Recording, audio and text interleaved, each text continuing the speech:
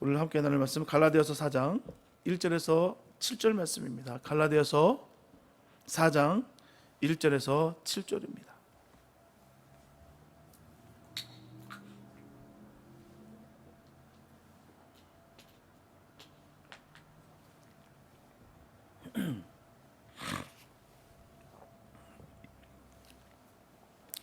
갈라디아서 4장 1절에서 7절 말씀입니다. 주님의 귀한 말씀 봉독히 올립니다.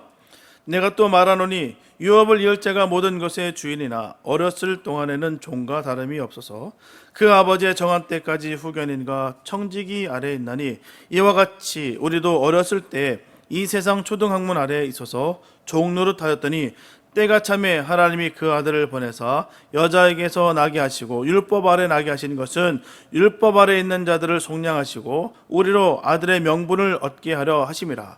너희가 아들인 고로 하나님이 그 아들의 영을 우리 마음 가운데 보내사 아바 아버지라 부르게 하셨느니라. 그러므로 내가 이후로는 종이 아니요 아들이니 아들이면 하나님으로 말미암아 유업을 이을 자니라. 아멘.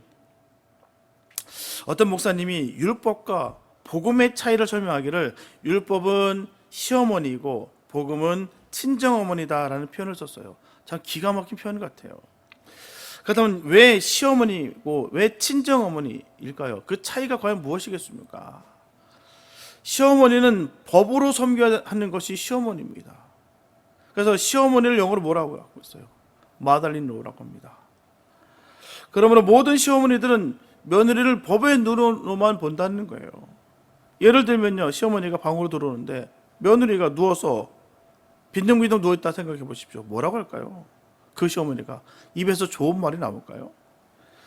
시어머니가 들어오는데 일어나지 않는 법이 어디 있느냐고 할까요?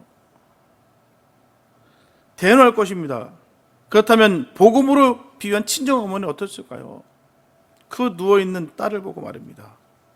아마 이렇게 말할까요? 야, 피곤하구나. 그래서 좀 더 쉬어. 그래. 배고프니 밥 해줄까? 친정어머니는 딸이 누워있는 것 아무 문제가 되지 않습니다. 왜냐하면 모든 것을 법으로 보지 않고 사랑으로만 보기 때문이라는 것이죠. 그래서 다정하게 일어나서 밥 먹어라. 그래 좀 더 쉬어라. 좀 그래 더 좀 힘을 얻어. 좀 쉬다가 다시 잘 있다가 돌아가. 따뜻한 그 말이 나올 겁니다. 그래서 한마디로 율법은 정죄요 복음은 사랑과 용서라는 것이죠. 신약시대의 사도들은 구원은 율법으로가 아니라 믿음으로 얻음을 강조하고 있습니다. 하지만 아직도 교회 안에는 율법적 구원관을 고수하는 사람들이 많았다는 거예요. 이에 대해서 사도 바울은 본문을 통해 그런 태도는 그리스도의 구원 사역을 헛되이 하는 것이며 스스로 자신을 율법의 종으로 만드는 것이다라고 분명히 전하고 있습니다. 성도의 삶이 율법적 의의 성취에 얽매일 때는 오히려 신앙의 굴레에 될 수밖에 없고요. 율법에서 벗어나 믿음으로 나갈 때 진정으로 구원의 해방과 영광을 마음껏 누리게 된다는 것입니다. 오늘은 율법과 구원 사이의 구속적으로 누려야 될 영광된 삶의 모습을 우리가 살펴볼까 합니다. 첫째, 구속사에서 율법의 역할을 분명히 알아야 됩니다. 본문 1절부터 3절 말씀 보게 되면 내가 또 말하노니 유업을 이을 자가 모든 것의 주인이나 어렸을 동안에는 종과 다름이 없어서 그 아버지의 정한 때까지 후견인과 청지기 아래에 있나니 이와 같이 우리도 어렸을 때 이 세상 초등학문 아래에 있어서 종 노릇하였더니라고 말씀하고 있어요. 본문에서 유업을 이을 자가 모든 것의 주인이나 어렸을 동안에는 종과 다름이 없어라는 말은 다름이 아니라 유대 민족에 대한 이야기입니다. 사도 바울은 본절을 두 가지로 설명하고 있어요. 첫째, 언약 아래 있던 선조들도 오늘 우리들처럼 상속의 희망을 가졌다는 것입니다. 율법에서 유업이 난 것은 아니겠지만 율법은 약속의 유업을 희망할 수 있도록 만드는 기능이 있다는 것이죠. 그렇기 때문에 율법은 후견인과 청지기로서 유업을 이을 자가 장성하기까지 보호하고 양육한다는 거예요. 한 살 된 아기라도요, 왕자는 왕자입니다. 어리다고 해서 그 사람이 왕자가 아닌 것이 아니에요. 혈통적으로 그가 왕자라면 그는 왕자입니다. 왕자는 뭡니까? 왕위를 계승할 사람이에요. 장차 왕이 될 사람이라는 것이죠. 그 나라를 다스릴 사람이라는 거예요. 왕자가 어린 동안에는 후견인으로부터 양육을 받습니다. 후견인은 왕자에게 말을 가르치고 글을 가르치고 예절을 가르친다는 것이죠. 왕자가 후견인으로부터 가르침을 받을 동안에는 매를 맞을 때도 있고요, 꾸중을 들을 때도 있습니다. 그가 비록 왕자일지라도, 앞으로 계승할 왕이 될 사람일지라도 훈육하는 가운데서는 스승에게 그렇게 회초리도 맞고 꾸지람을 받는다는 거예요. 그러나 왕자가 일단 왕위에 오르게 되면 어떻게 됩니까? 왕자를 가르치고 기른 후견일지라도 왕으로 불러야 되는 것입니다. 함부로 할 수 없다는 거예요. 왜요? 왕이기 때문에. 둘째, 옛 언약 아래 있던 선조들이 외적으로는 율법 서법 아래 있었지만 양심은 자유로운 상태에 있었다는 것을 말하고 있는 거예요. 모세와 엘리야를 포함한 구약의 경건한 믿음의 선진들은 율법의 멍에를 지면서도 하나님을 믿는 믿음 안에서 영적인 자유와 또한 풍성함을 마음껏 누렸다는 것입니다. 겁에 질려 살았다는 것이 아니에요. 엄하신 그 하나님 말씀 받았지만 그런데도 불구하고 하나님 안에서 어린아이 같이 순전하게 마음껏 영광 돌며 마음껏 뛰놀았다는 것이죠. 이렇게 사도 바울은 율법 아래 있는 자들의 상태를 유업을 이을 상속인의 상태로 말하고 있는 것입니다. 비록 그들이 상속자이지만 미성년자일 때 상태와 마찬가지로 너무나도 미숙하고 자유가 없으므로 마치 종과 같은 상태에 있음을 말하고 있는 것입니다.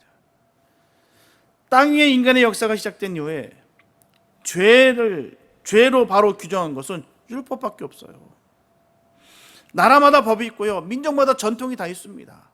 그러나 나라와 법과 민족의 전통은 지역적이고 일시적이고 혈연적이다는 것입니다. 민족을 초월하고 국경을 초월해서 죄를 죄로 바로 규정하는 법은 하나님이 모세를 통해 주신 이 율법밖에 없다는 것입니다. 모든 인간은 율법 아래서 죄인이에요. 소크라테스도 플라톤도 석가모니도 진시황조도 일본 천황일자라도 율법 아래에서는 다 죄인입니다. 율법으로 정죄받은 죄인을 구하려면 율법 아래 나서 율법 아래 순종한 의인이 아니면 안 된다는 것이죠.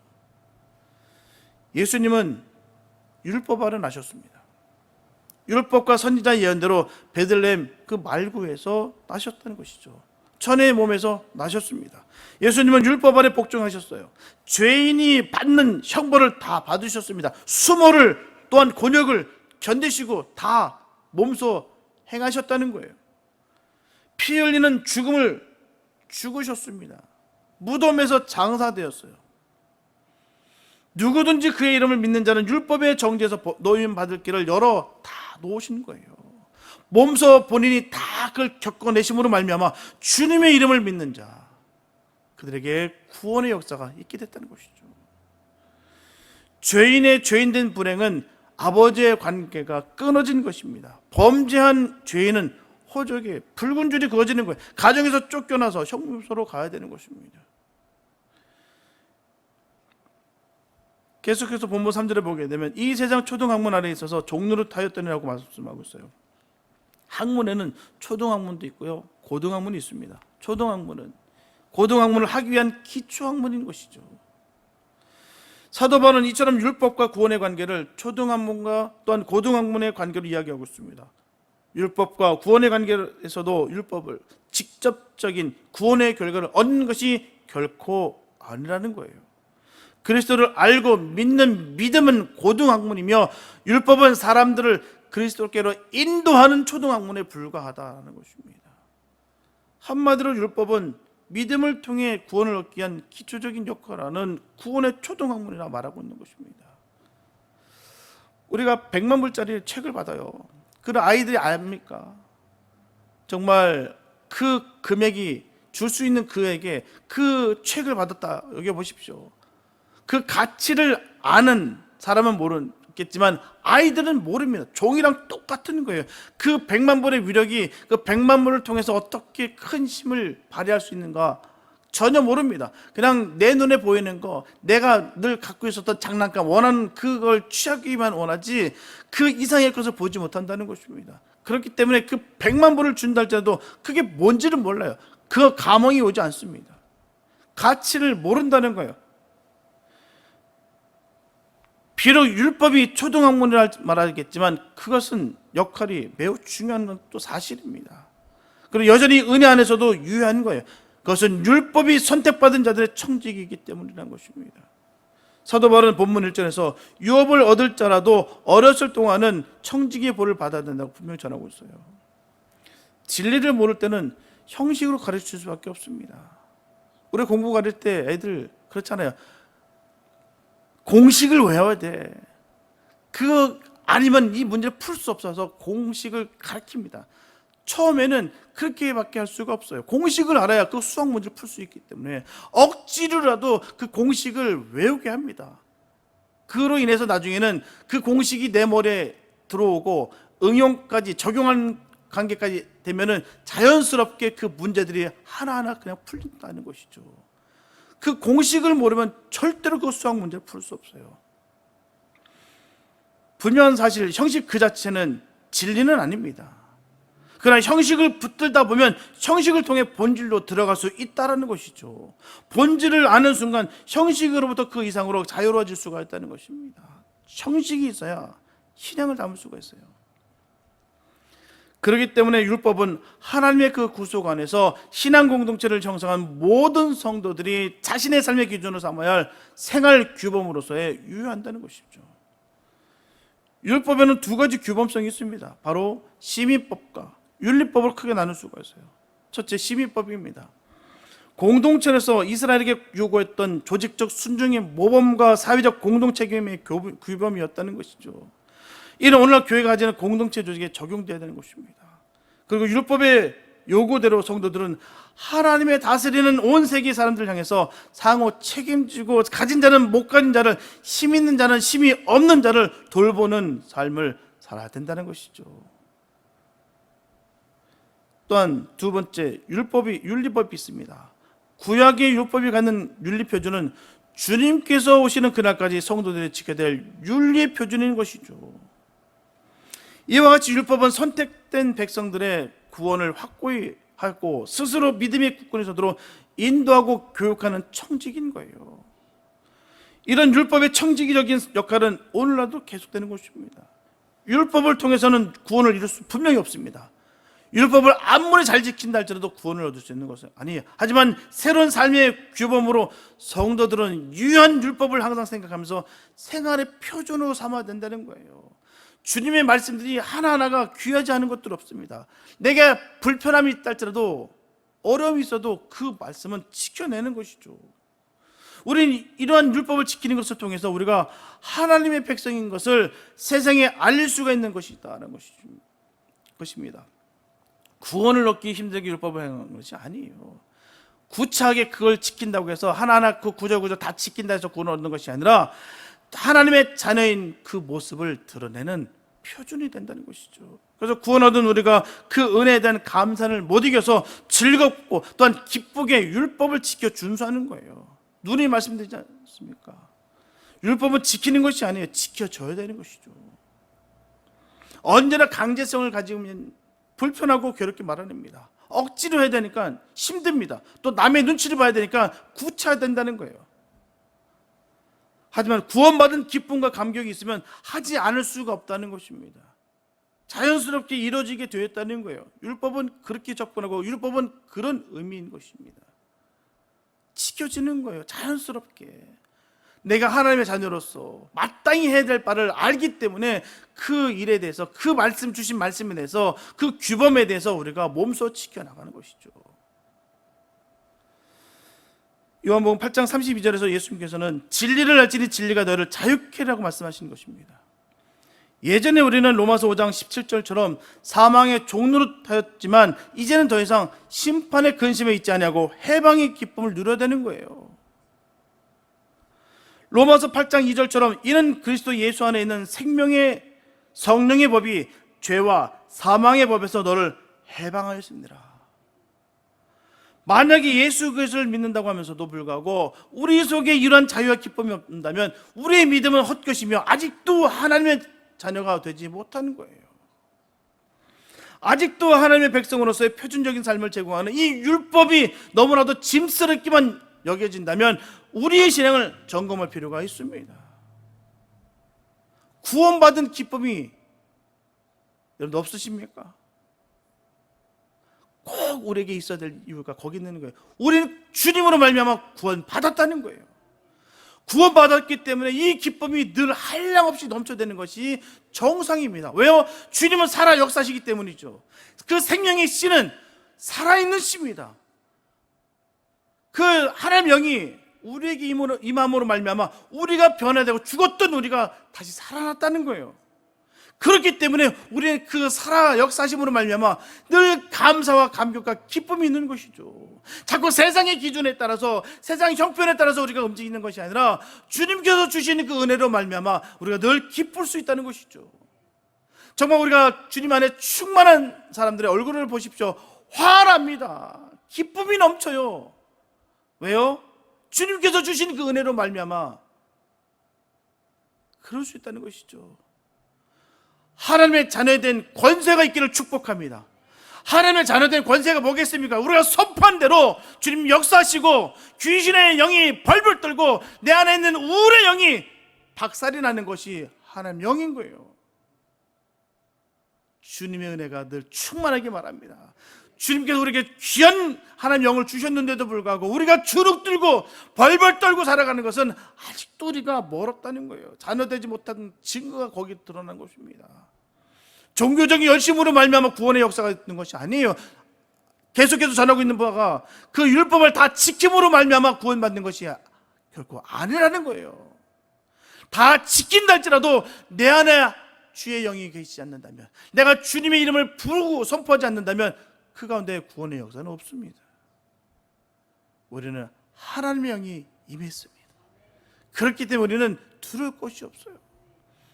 수많은 그 거짓 선지자들, 거짓 교사들 보십시오. 자기만이 하나님의 신하들, 진정한 그 영을 받았기 때문에 지가 하나님이래요. 아닙니다.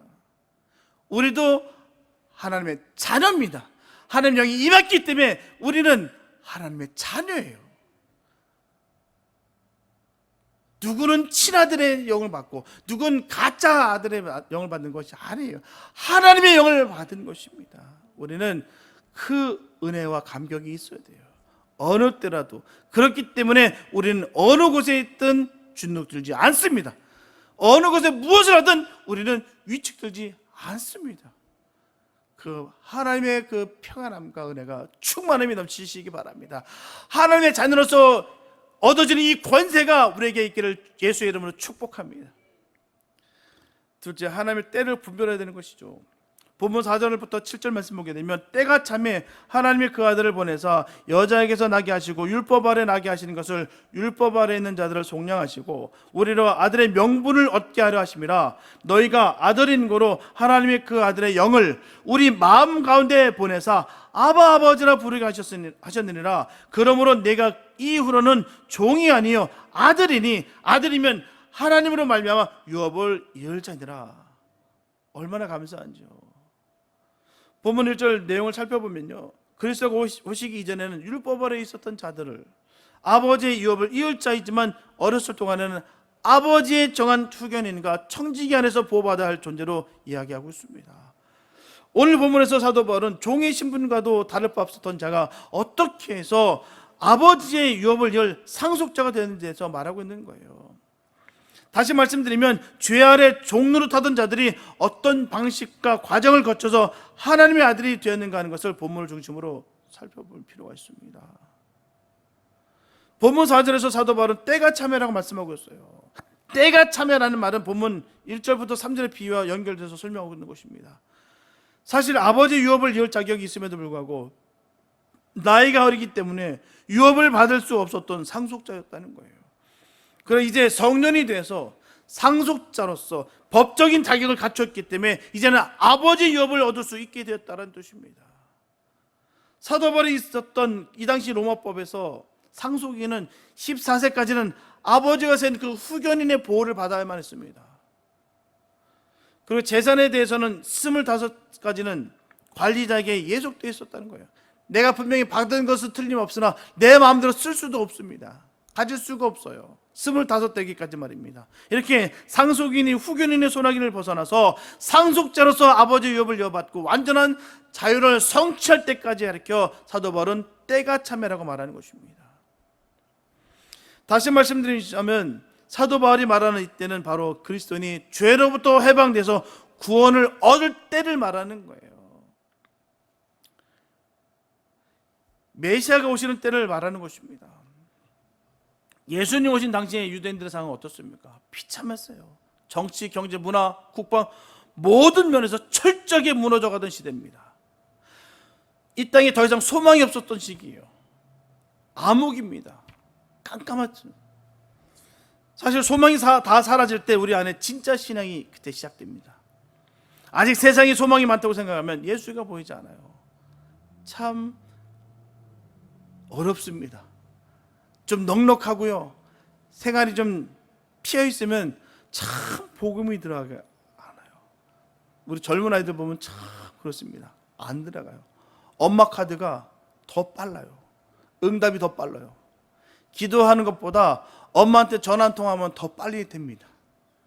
그러다 보니까 하고 싶은 것도 많고 누르고 싶은 것도 많으니까 예수가 보이지가 않아요. 거기에 다 빠져 있어요. 진짜 우리가 아무것도 보이지 않을 때, 정말 소망이 보이지 않을 때, 그때 진정 주님이 보이기 시작합니다. 참 거기에서 참 안타까워요. 참 목사로서 참 딜레마가 거기에요. 그렇다고 해서 저 가정 망했으면 좋겠다. 어떻게 그렇게 합니까? 잘 돼야겠죠. 더 풍성해야 되겠죠. 그런데 문제는 그렇게 됨으로 인해서 예수를 버리고 떠나간 경우가 얼마나 많은지 몰라요. 예수를 보면 세상이 아무리 흔들리고 엄청난 무엇이 때린다 할지라도 결코 넘어지지 못합니다. 예수를 보면 말이에요. 그러나 예수를 보지 못한다는 거예요. 예수를 보지 못하게 수많은 일들이 소망으로, 때로는 희망으로, 또한 바램으로, 그렇게 또 원함으로 그렇게 변화돼서 그의 마음을 흔든다는 것입니다. 예수를 보지 못하게 가려진다는 거예요. 그렇게 힘들고 어려울 때는 그렇게 예수 이름 부르짖었더니 이 일만 해결되면 주님밖에 없다라고 그렇게 전했는데, 또 병들었을 때는 이 병만 고치면 이제 절대로 주님 배신하지 않고 정말 평생을 주님 헌신하겠습니다라고 했는데, 몸이 좀 나아지니까 언제 그랬냐듯이 다시 옛날 본연의 모습으로 들어서, 아니 그보다 더 망가진 모습으로 더 시험거리가 되는 모습들이 얼마나 많이 뭔지 모르겠습니다. 그럴 때마다 막 저는 너무 가슴이 쓰려요. 주님을 바라보면은 아무것도 아니었는데, 주님 안에 가면 그것이 문제가 되지 않는데, 주님과 함께하면 그게 현혹되지 않는데 자꾸 주님의 시선에서 벗어나서 넘어진 경우가 얼마나 많이 모른다는 것이죠. 히브리서 12장 28절에 보게 되면, 그러므로 우리가 진동치 못할 나라를 받았은즉 은혜를 받자 이로 말미암아 경건함과 두려움으로 하나님을 기쁘시게 섬기지니. 그 진동치 못할 나라를 받길 예수 여러분 축복합니다. 그 주님의 나라가 임함으로 말미암아 두려움이 없고 부족함이 없는 거예요. 만족함과 기쁨이 충만해야 될 줄 믿습니다. 여기서 중요한 사실은 이때가 이미 창세기 전부터 하나님께서 작정하셨다는 거예요. 또 구약의 역사를 통해서 여러 선지자와 주의 사역자들 위해서 다 예언되었다는 것입니다. 그리고 이러한 하나님의 구원 계획에 의해서 예수님께서 이 땅에 오시는 거예요. 빌립보서 2장 6절에서 8절 말씀 보게 되면, 그는 근본 하나님의 본체시나 하나님과 동등됨을 취할 것으로 여기지 아니하시고 오히려 자기를 비어 종의 형체를 가져 사람들과 같이 되었고 사람의 모양으로 나타나셨으며 자기를 낮추시고 죽기까지 복종하셨으니 곧 십자가에 죽으심이라. 얼마나 감사한죠. 예수님은 우리에게 이렇게 오시는 거예요. 죽으시려 오시는 거예요. 주님께서 이 땅에 오시는 것은요, 잘 죽으시려고 오시는 거예요. 누구 때문에요? 저 여러분들 위해서 그렇게 오시는 것입니다. 잘 죽으시기 위해서 말이에요. 그 모든 것 다 버리시고 우리가 너무 좋아서, 우리를 너무 사랑하시기 때문에 창세전부터 우리를 지명하여 세워서 불러주셨다는 것이 얼마나 감사한지 모른다는 거예요. 온 천하 만물이 조성되기 이전부터 우리를 기억하시고 그때부터 계속 연결돼서 지금에 이르기까지 연결이 끊어지지 않고 왔다는 것이 얼마나 감사한지 모릅니다. 우리 앞에 수많은 전쟁이 있었고 수많은 그 엄청난 일들이 다 있었으나 그게 끊어지지 않고 계속해서 지속적인 그 주님의 사랑이 여기까지 임했다는 거예요. 이 생각할 때마다 얼마나 감사하고 기쁜지 모르겠습니다. 내가 주님을 먼저 사랑한 것이 아니라 주님이 나를 먼저 사랑하셨다는 것이, 나를 먼저 기억하시고 세워주셨다는 것이 얼마나 감사한지 몰라요.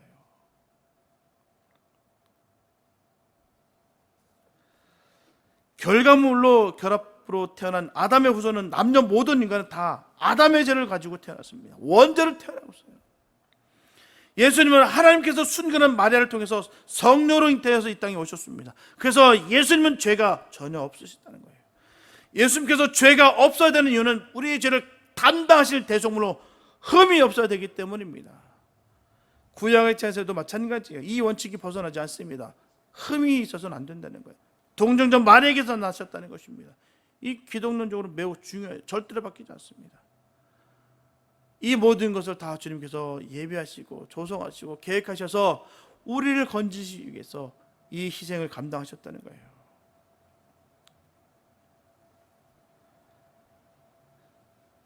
율법의 속박 아래 주님은 태어나셨습니다. 그분은 하나님 되시는데도 불구하고 우리를 위해서 이 모든 것을 속박되셨다니까요. 예수님께서도 누가복음 2장 21절에서 분명 말씀하고 계시듯이 할례할 8일이 되매 그 이름을 예수라 하니 곧 수태기 전에 천사의 일컬은 바라라. 8일 만에 할례를 받으셨어요. 또 41절 말씀 보게 되면 그 부모가 해마다 유월절을 당하면 예루살렘을 가더니, 주님께서 이 모든 것을 다 지키셨다는 거예요. 우리 주님은 지키실 이유가 없어요. 하나님 되시기 때문에 이러할 일을 할 이유가 전혀 없으십니다. 그런데도 불구하고 우리를 속량하시기 위해서, 우리를 건져내 주시기 위해서 우리 주님은 이 모든 것을 지키셨다는 거예요. 본문 5절에 보면 율법 아래 있는 자들을 속량하기 라는 말씀처럼 죄인을 속량하기 위해서 하나님 아버지께서 우리 예수 그리스도를 이 땅에 보내주셨고요. 그로 인해서 우리는 속량을 받았다는 거예요. 그 어떤 것보다 그래서 축복이라는 거예요. 우리는 축복받은 사람들입니다. 예수로 말미암아 구원받은 사람들이기 때문에 축복받은 사람이에요. 너무 안타까운 것은요, 내가 예수를 믿는다고 지금까지 살아왔으나 결국 예수와 상관없는 결말을 맞는 경우가 얼마나 많은지 모릅니다.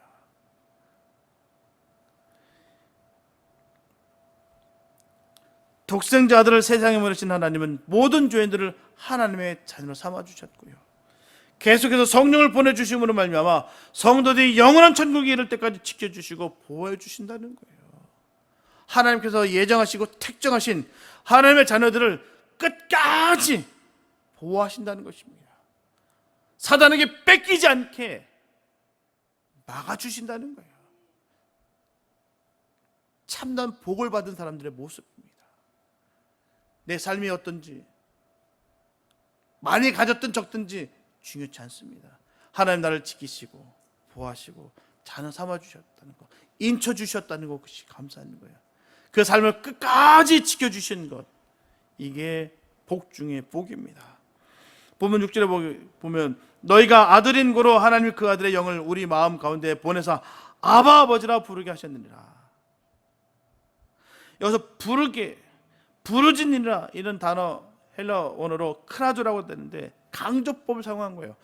뜻은 강조하기 위해서 소리를 높이다, 소리치다, 날카로운 소리를 지르다 뜻을 가지고 있습니다.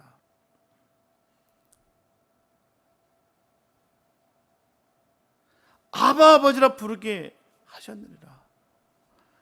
그 하나님 되신 그분을 우리가 아빠라고 부를 수 있는 거예요. 마가복음 14장 36절에서도 예수님께서 아바 아버지여라고 말씀하시고 우리에게도 부를 수 있게 해주셨다는 것이 얼마나 감사한지 모릅니다. 그분이 나의 아버지가 되신 것이 얼마나 감사한지요. 언제라도 어떤 상황이 있을지라도 아바 아버지라, 하나님의 아버지라 부를 때마다 주님께서 응답하신다는 거예요. 우리는 왜요? 하나님의 영을 받았기 때문이에요. 마음에 하나님의 영을 부어주셨다고 분명히 전하고 있습니다. 그렇기 때문에 우리는 부족할 것이 없어요. 본문 7절에 보면 그러면 내가 이후로는 종이 아니요 아들이니 아들이면 하나님으로 말미암아 유업을 이을 자니라. 하나님께로부터 우리는 유업을 받았다는 거예요. 성도들이 예수님으로 말미암아 하나님의 자녀가 되었다면 이제 성도들은 하나님 아버지, 그 아버지 되시는 그 유업을 얻는 것은 지극히 당연한 일입니다. 로마서 8장 17절에 보면 자녀이면 또한 후사 곧 하나님의 후사요 그리스도와 함께한 후사니 우리가 그와 함께 영광을 받기 위하여 고난도 함께 받아야 될 것이니라. 주님과 함께 동행하는 것이에요. 그래서 이 유업은 아브라함으로 말미암은 것도 아니고요 또한 율법으로 말미암은 것도 아닙니다. 오직 하나님으로 말미암았다는 사실을 결코 잊어서는 안 됩니다.